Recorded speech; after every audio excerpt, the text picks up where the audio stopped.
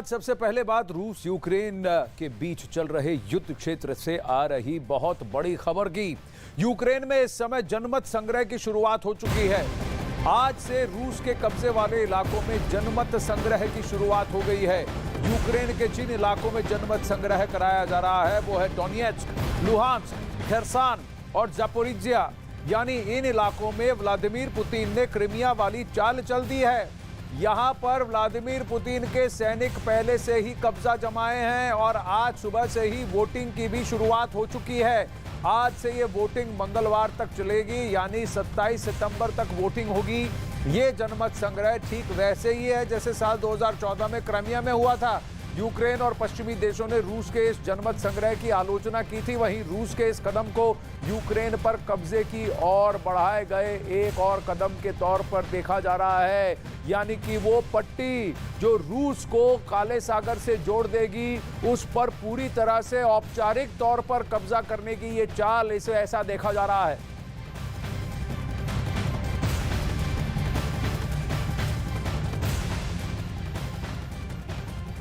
आइए अब आपको मैप के जरिए बताते हैं कि वो कौन कौन से इलाके हैं जहां जनमत संग्रह की शुरुआत हो चुकी है, यानी रेफरेंडम की शुरुआत हो चुकी है। यहां इस इलाके में रूस का मानना है कि अधिकांश लोग जो हैं रूसी मूल के हैं। उनका अगर सम्मान कर दिया जाएगा तो इसको अपने अधीन करने में आसानी होगी। यूक्रेन का नक्शा बदल दिया जाएगा।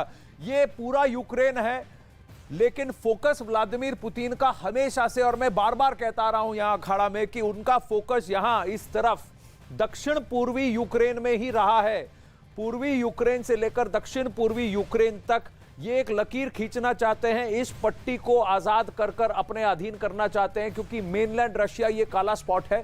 तो मेनलैंड रशिया से काला सागर, ब्लैक सी, ये गर्म पानी का पूरा एक्सेस पूरे रूस को सिर्फ यही है, सी ऑफ अज़ोव और काला सागर। और यहां तक आने के लिए उन्हें इस इलाके पर कब्जा करना पड़ेगा। तो यहां रेफरेंडम की शुरुआत हो चुकी है। जनमत संग्रह लुहांस्क और डोनेट्स्क, यहीं पर उनका डॉनबास ऑफेंसिव था। ये वो इलाके हैं, डोनेट्स्क, लुहांस्क, जापोरिजिया।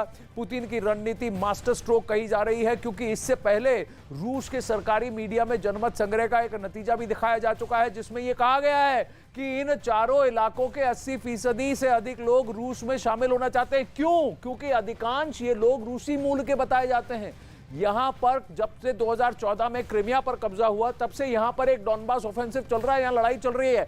अब इस ऑफेंसिव को, इस लकीर को थोड़ा और खींच देंगे, खेरसन तक अगर आ जाएंगे तो रूस को, मेनलैंड रशिया को गर्म पानी से सीधा जोड़ दिया जाएगा और रूस का ये नक्शा ये बदल दिया जाएगा, यूक्रेन का नक्शा। यूक्रेन फिर यहां से होगा। यहां से खार्किव को भी लेना चाहते थे, पर यहां से पीछे हट चुकी है रूसी सेना। यहां कंसोलिडेट करेगी और यहां से ये लकीर खींची जाएगी। तो यूक्रेन का नक्शा बदल दिया जाएगा, रूस का नक्शा बदल जाएगा। और ये जो पट्टी है, कम से कम समुद्र से 250 किलोमीटर अंदर तक की, यहां से एक पट्टी खींचना चाहते हैं व्लादिमीर पुतिन और अपने आप को सुरक्षित, सुदृढ़ करना चाहते हैं, ताकि रूस के पास दुनिया से व्यापार करने के लिए गर्म पानी का सागर होगा, गर्म पानी का एक्सेस होगा। गर्म पानी का सागर यानी वार्म वाटर्स, क्योंकि अगर रूस के उस तरफ देखें तो नॉर्थ पोल की तरफ समुद्र हमेशा फ्रोजन होता है, वहां से व्यापार नहीं हो सकता। तो यही एक्सेस है दुनिया तक का, और इसी को व्लादिमीर पुतिन सुरक्षित करना चाहते हैं। हालांकि पुतिन के इस फैसले का पश्चिमी देश विरोध कर रहे हैं।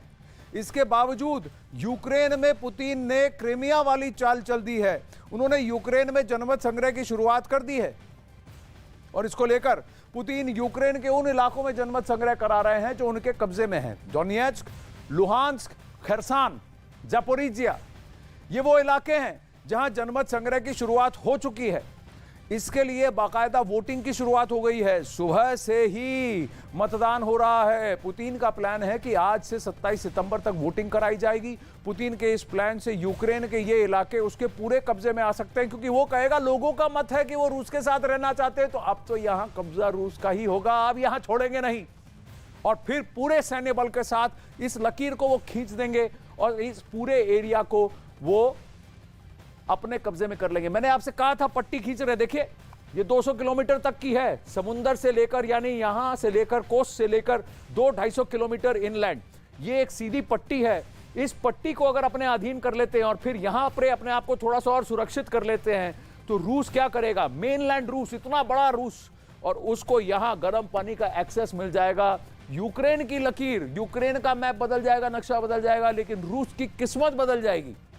यहां एक ओडेसा है जहां यूक्रेन का 70% से ज्यादा व्यापार होता है। यहां पर भी नजरें गड़ाए हुए हैं व्लादिमीर पुतिन, क्योंकि ओडेसा पर अगर नजर आ गई तो मोल्डोवा यहां पर है, ये देश, ये भी उनके पास, उनके अधीन हो जाएगा। तो धीरे धीरे धीरे अपने आप को यहां अगर कस लेते हैं व्लादिमीर पुतिन, तो फिर दुनिया की स्ट्रेटेजिक सामरिक नीतियों में रूस का पलड़ा भारी हो जाएगा, क्योंकि यहां के सारे बंदरगाह, गर्म पानी के सारे बंदरगाह उनके कंट्रोल में आ जाएंगे। और यूक्रेन को यूरोप और दुनिया से जुड़ने के लिए फिर बाकी यूरोपीय देशों पर निर्भर होना पड़ेगा।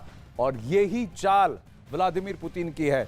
उल्टी चाल यह थी कि यूक्रेन और अमेरिका इन बंदरगाहों पर कब्जा कर कर रूस को पछाड़ना चाहता था, रूस को दबाना चाहता था, उसको कॉम्प्रोमाइज करना चाहता था। इसीलिए व्लादिमीर पुतिन का कहना है कि आपने ऐसा किया, इसीलिए मुझे युद्ध करना पड़ा।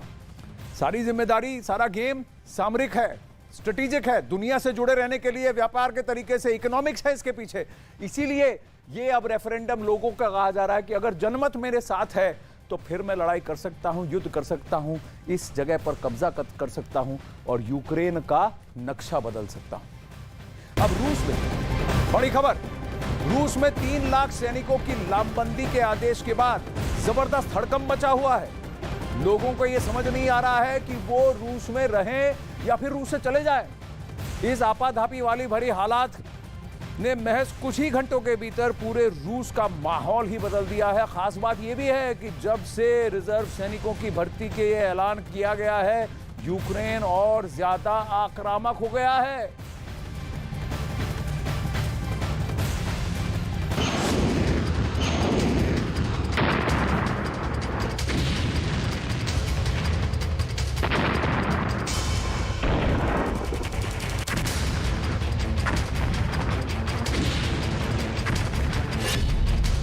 पुतिन के एक ऐलान ने सब कुछ बदल दिया।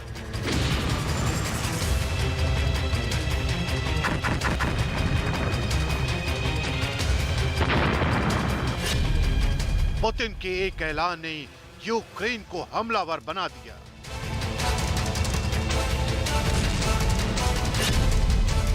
पुतिन के एक ऐलान ने रूस में नया धमाका कर दिया।